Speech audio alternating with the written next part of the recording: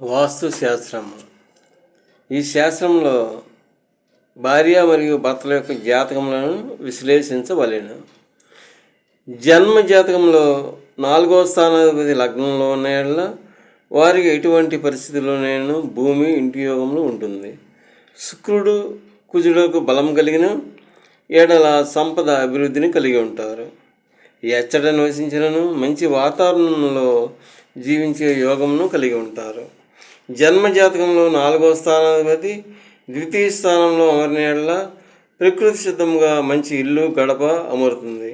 యుక్త వయసునందే యోగ బలమును కలిగి ఉంటారు.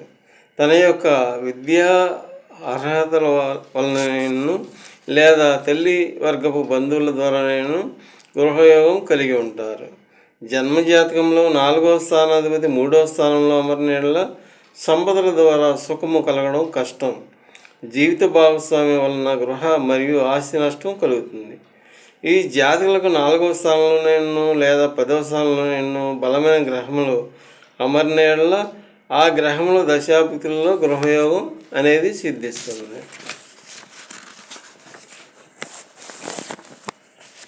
జన్మ జాతకంలో 4వ స్థానాధిపతి స్వచేత్రంలో అయిన యెడల ఆ గ్రహం యొక్క దశాభుక్తులు జరుగు కాలంలో గృహయోగం ఏర్పడుతుంది.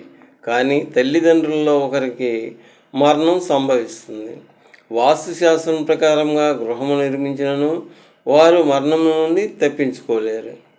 జన్మ జాతకంలో 4వ స్థానాధిపతి 5వ స్థానంలో ఉన్న యెడల సంపదల ద్వారా సౌఖ్యం ఏర్పడుతుంది. పిల్లల యొక్క నడవడిక ద్వారా సంపదల నాశనం ఏర్పడకు అవకాశం ఉంది. జన్మ జాతకంలో 4వ స్థానాధిపతి 6వ స్థానంలో అమరిన యెడల అది చెడు అమరిక అవుతుంది. స్థిరమైన ఆస్తిపాస్తుల వలన ఇంటిలో సదా గొడవలు ఉంటుంది. పలు చోట్లలో నివసించవలసి ఉంటుంది. తమ ఆస్తులను అడమానం అనగా తాకట్టు పెట్టవలసి ఉంటుంది. అప్పుల బాధను కలిగి ఉంటారు. శరీర సుఖం తక్కువగా ఉంటుంది. ఇటువంటి అమరిక కలిగిన జాతకులు వేరొకరి పేరు మీద తమ ఆస్తులను ఉంచడమే మంచిది. వాస్తుశాస్త్రం ఏ విధంగా ఉపయోగపడదు. జన్మ జాతకంలో 4వ స్థానాధిపతి 7వ స్థానంలో అయిన యెడల ఖచ్చితంగా గృహయోగం అనేది కలిగి ఉంటారు. వివాహం అయిన తర్వాత గృహయోగం అనేది కలుగుతుంది. ఎన్ని గ్రహములు కలిసి ఉన్నాయో అన్ని గృహములు నిర్మిస్తారు.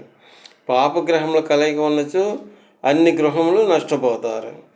జన్మజాతకంలో 4వ స్థానాధిపతి 8వ స్థానంలో అమరిన యెడల ఆస్తి నష్టం ఏర్పడుతుంది.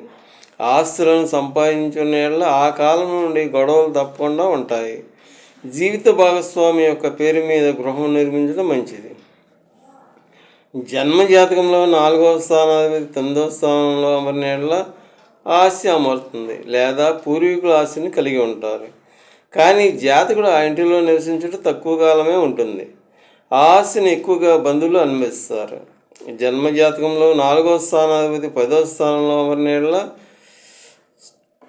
స్వయ ఆర్జితమైన లేదా తల్లిదండ్రుల సహాయం ద్వారానేను లేదా జీవిత భాగస్వామి సంపాదన ద్వారానేను నిశ్చయంగా గృహయోగంను కలిగి ఉంటారు. జన్మజాతకంలో 4వ స్థానాధిపతి 11వ స్థానంలో అమరిన యెడల గృహము ఒకటిని వదులుకొని మరి ఒకటిని పొందవలెను. గృహం యొక్క దశాకాల భుక్తిలో గృహము మరియు ఆస్తులు అమరుతుంది. కానీ తల్లి లేదా తల్లి బంధువర్గంలో ఒకరు చనిపోతారు. వాస్తురీతిగా గృహం నిర్మించను పైన తెలిపినవి తప్పదు. జన్మ జాతకంలో 4వ స్థానాధిపతి 12వ స్థానంలో అమరిన యెడల ఆస్తి నష్టం జరుగుతుంది. కానీ ఆ గ్రహం యొక్క దశాభుక్తిలో కొత్త గృహం నిర్మించే యోగం కలుగుతుంది. 4వ స్థానాధిపతి వక్రంగా ఉన్నచో అనగా వెనుకకు తిరుగుతున్నచో గృహమును పూర్తిగా నిర్మించుటకు వీలు కాదు.